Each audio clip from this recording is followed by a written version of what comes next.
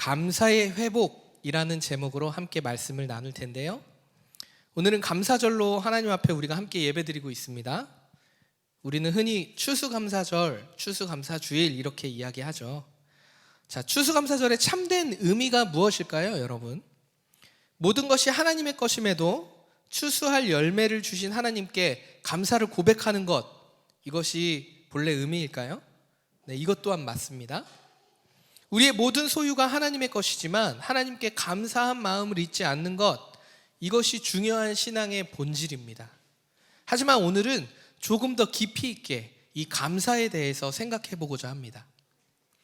11월 말이 되었어요. 22년 한 해를 돌아보면요, 아마 여러분들에게 감사가 정말 너무나도 많을 것입니다. 그래서 지금 여러분 핸드폰을 꺼내 보십시오. 핸드폰. 네. 그리고 메모장을 열어서 생각나는 감사가 있는지 생각나는 대로 여러분이 믿음으로 다 적어 보십시오. 이것도 하나님 주신 건가? 이런 생각이 드는 것도 믿음으로 하나님 주신 거구나 라고 생각하시고 여러분 메모장에 잠시의 시간을 드릴 테니까 아마 감사 제목이 생각하면 생각할수록 계속 적으실 수 있을 거예요.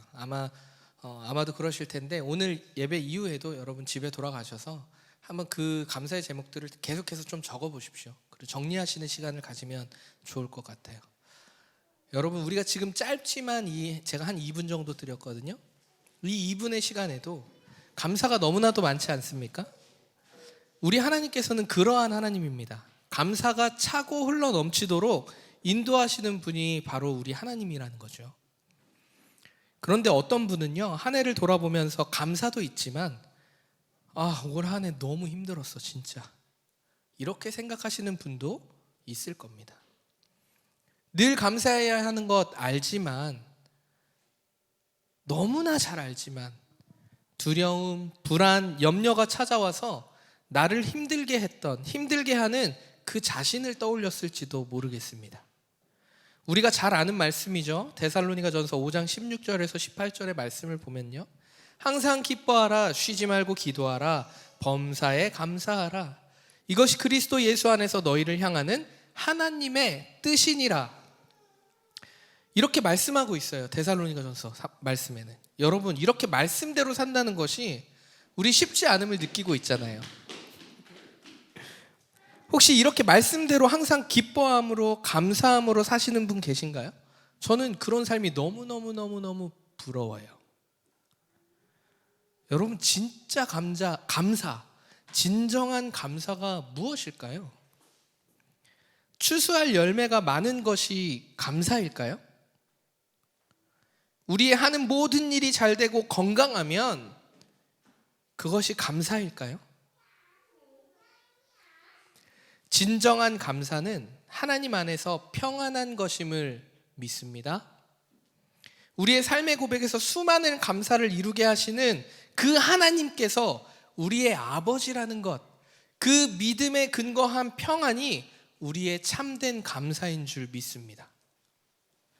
지난주 우리 공동체 카톡에서 나눔이 제가 너무나 귀하고 감사해서 이 시간 좀 짧게 나눠보려고 해요. 한 형제가 이렇게 감사를 고백했어요.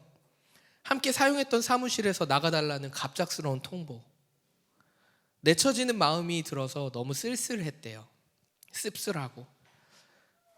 아마도 제가 생각하기에는 마음이 너무 무겁고 힘들었을 것 같아요. 다 공감할 수 없지만 그 무거운 마음이 그래 느껴졌습니다.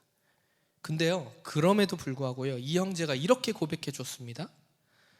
한편으로는 이렇게라도 다른 누군가를 공감할 수 있는 기회를 주신 것에 감사한 마음이 들었다고.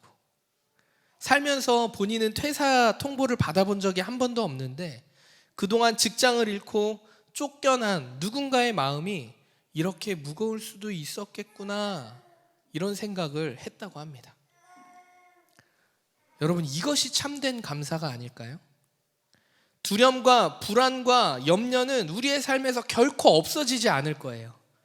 열매를 맺어서 너무너무 좋다가도 또다시 열매 없는 삶의 연속들이 찾아오면요, 지쳐서 그 감사 다 잊어버릴지도 모른다는 거죠. 롤러코스터 타는 것 같은 그런 인생의 두려움, 불안, 염려는요, 어쩌면 우리 인생의 당연한 것이라는 거죠.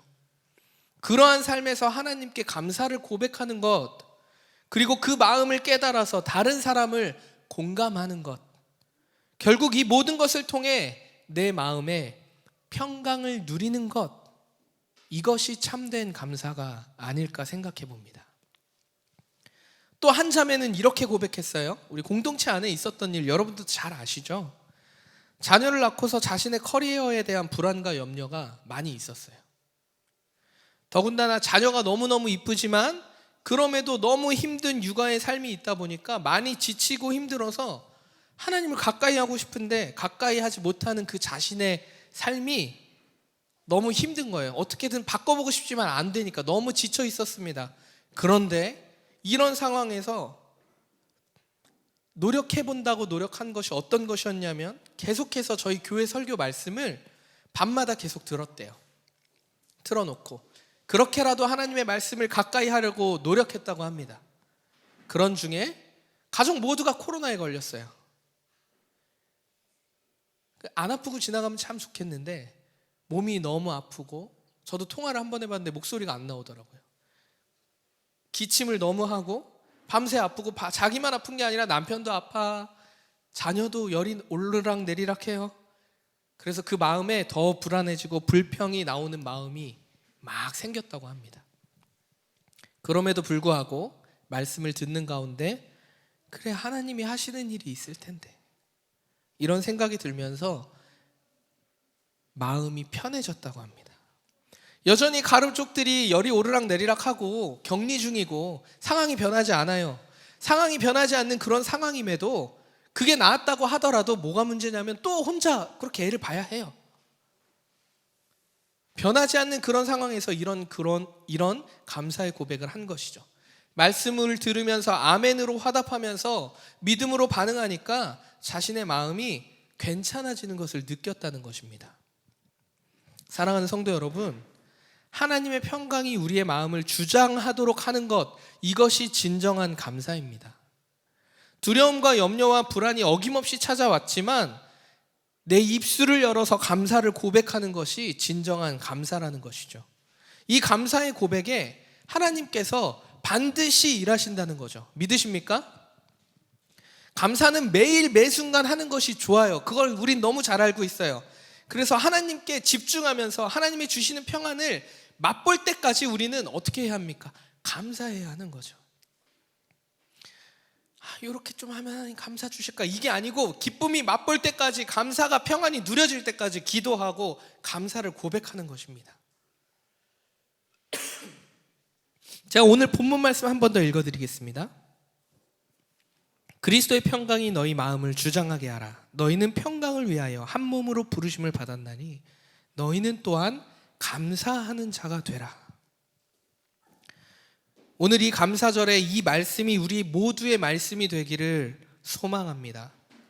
우리 모두가 하나님 안에서 평안을 누리고 감사하는 자가 되기를 그리스도의 이름으로 축원합니다. 이 말씀이 우리 안에 한 분도 빠짐없이 믿음의 고백이 되어지길 간절히 소망합니다. 감사절은요, 여러분 1년에 몇 번 있죠? 한 번 있어요. 11월에 한 번 있습니다.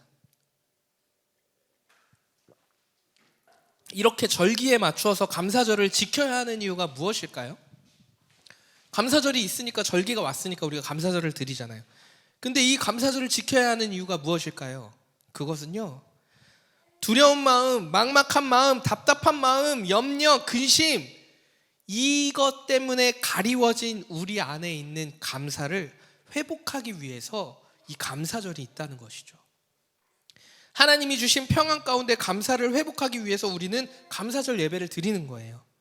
오늘 이 시간 그동안 보지 못했던, 생각하지 못했던 감사를 발견하게 되기를 그리스도의 이름으로 축원합니다. 그 안에 평안을 누리고 감사를 고백하며 하나님께 영광 올려드리는 우리 모두가 되기를 소망합니다.